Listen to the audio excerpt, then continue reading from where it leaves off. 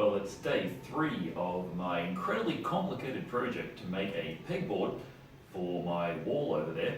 And of course, it's not about the amount of time you spend, it's how much fun you have doing it. And I am learning a lot, and I'm having a lot of fun, which is the whole point of this. Quick tip for today. So far, I've managed to avoid injury in the workshop, which is quite good from any of the really high-powered, dangerous tools. The thing that keeps on injuring me are these bloody clamps. Because when you set them up, they've actually got a really sharp edge on them. So what I figured out I'd do today to avoid all of these scratches on my arms that I kept on getting from the end of the clamp is just to get a bit of the foam rubber,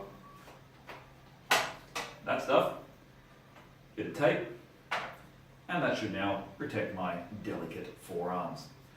What I'm doing today is the mitre cuts.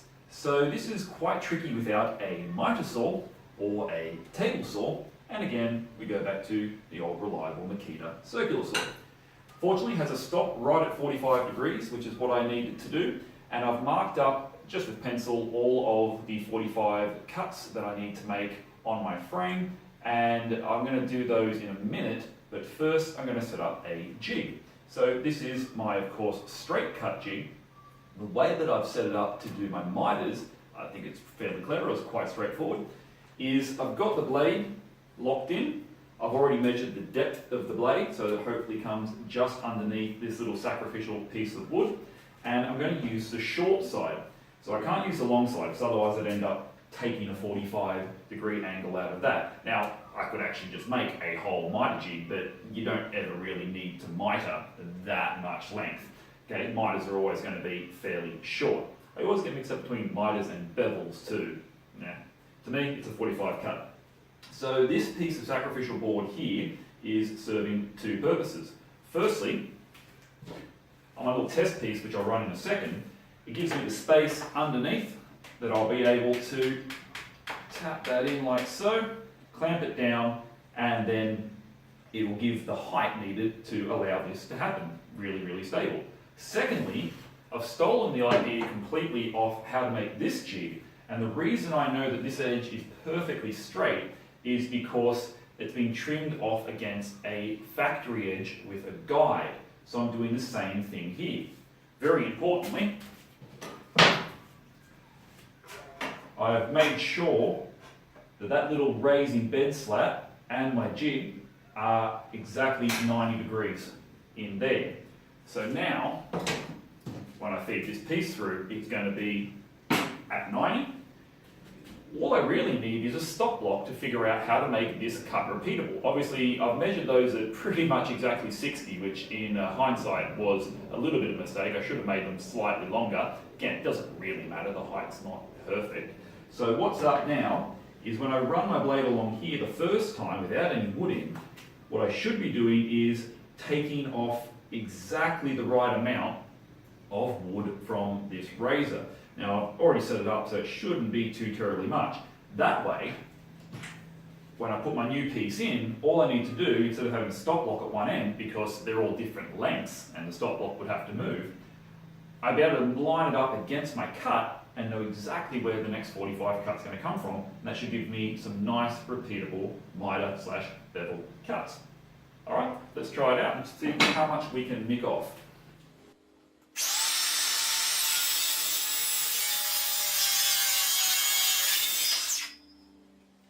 So you see I have the same problem as I had yesterday. I think it's the sawdust on the floor that actually makes it quite slippery and my table's moving. That's not the best safety feature, obviously, and it could interfere with the cuts. So I might have to figure out some sort of bricks or other high-tech device to stop that table from moving when I'm pushing against the fence, like so. However, the actual result, well, from this angle, no, it looks pretty good. I might do another pass and then we'll run a test piece.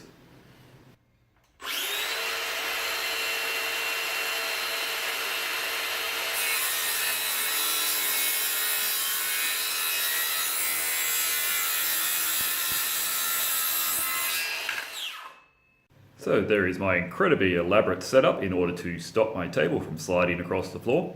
This setup is working really, really well. I'm super happy with how the cut's coming out. So let's fast forward and make the final mitres.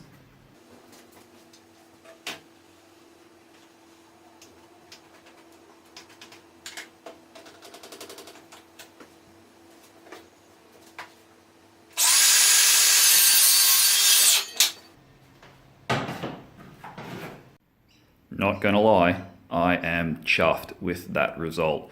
Considering I've been making stuff up as I go along, it's the first time that I've ever done a box, first time I've ever done mitres, and didn't have all the ideal tools, but managed to make up those lovely jerry rigs with the help of some YouTube research. It's just beautiful. At least it would be if I was trying to make a 90 centimetre by 60 centimetre box, but I'm not. I'm trying to make a 1.2. So those two bits there are going to be inserted into the middle of those runners. I'm going to cut them straight in half. And I was just so impressed with that jig. I mean, I lost millimeters, absolute millimeters, by setting it up like that. If the focus would ever work properly, there you go. And 8 cuts, really super sweet. And this is the enjoyment you can get out of woodwork and project making like this. It's just so rewarding. Something incredibly simple, I suppose, for anyone who's been working with wood for any length of time. But for a new person, just to have a lovely square 45-degree cut angles rounded over, and I even managed to get all the dados lining up, which is very nice too. You can see how this is getting close to completion. Well, that was super easy. It only took me 2 minutes to rearrange the jig. So I've got my crosscut jig back in its regular position.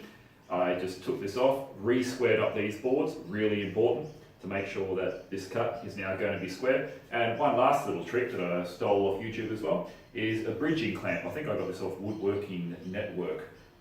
All you've got there is equal pressure, carefully done at the same time, because my clamp wasn't long enough to get down and clamp these two.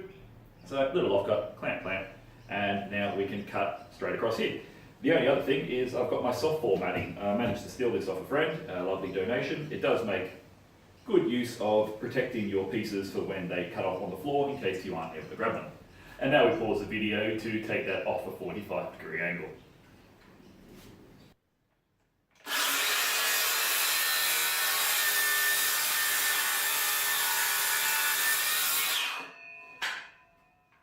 That's better. So here's my quick dry fit test, and it looks pretty good. This wall is actually incredibly uneven, so I had to make it a tiny bit smaller just to account for the undulations in the bricks, and the same for behind. One of those middle sections wasn't actually completely square, so just had to take a bit of P80 sandpaper to it and the square and just took off a tiny little bit to make sure that all fits up well.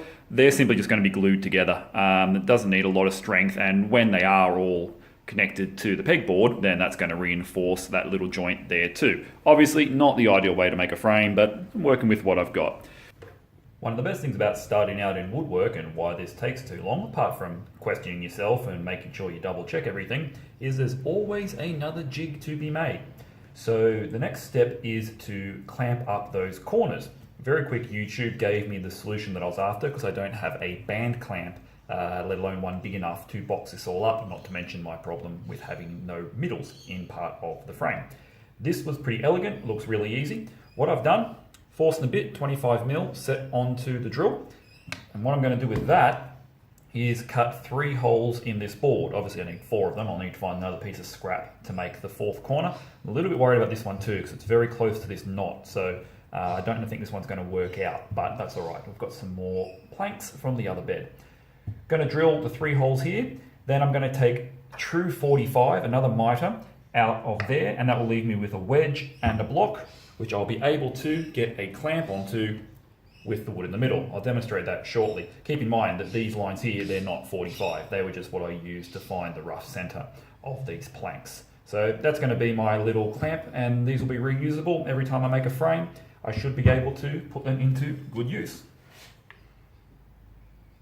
Note I've tapped out a little hole there just to start on the force and a bit, and underneath I've got a sacrificial piece of wood, so when I go through the bottom I don't drill into my workbench.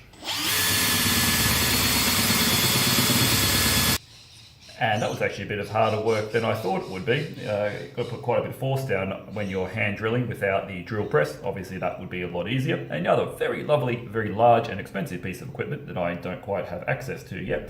And also the shavings were getting in the way, so I've rigged up a very high-tech solution of a vacuum secured by a log.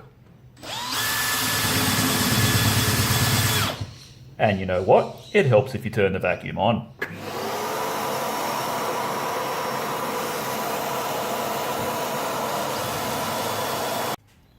2 down, 2 to go.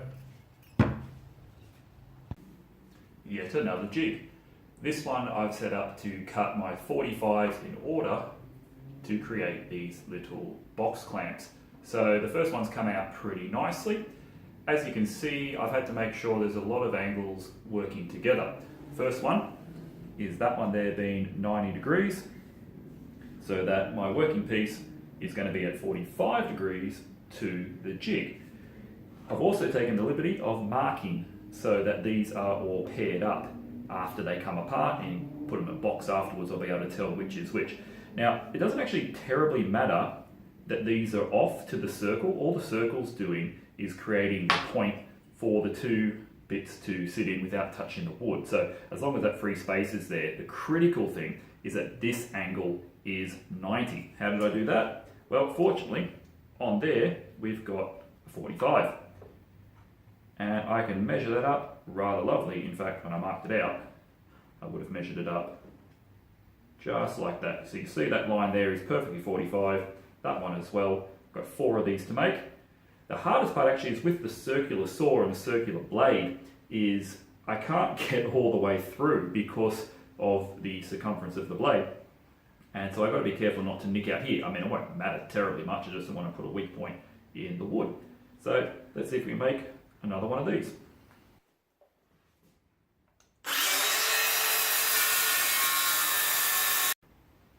To make the other 45-degree angle on the other side of this cut, we just flip the jig around, 45 degrees this way, go again.